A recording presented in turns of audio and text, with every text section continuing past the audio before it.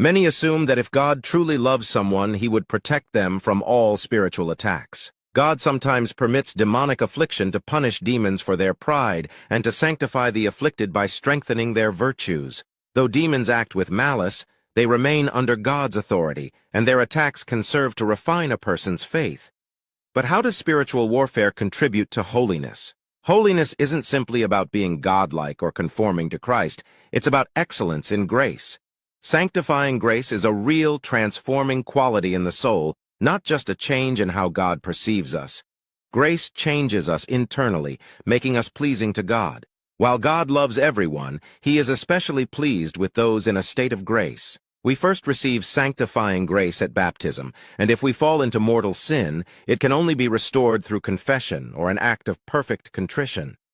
Grace allows us to participate in God's divine nature, elevating our souls beyond the purely natural order.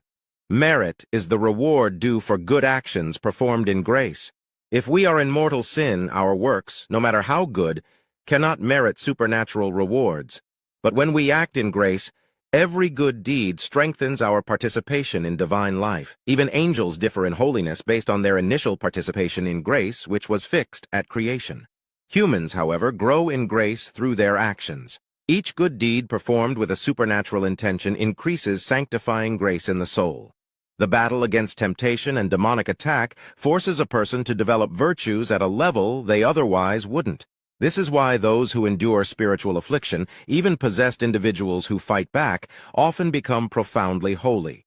Many remain spiritually mediocre until forced into battle. God allows demonic opposition to drive people toward virtue, compelling them to strengthen their faith, discipline, and perseverance. Every battle fought with grace increases holiness.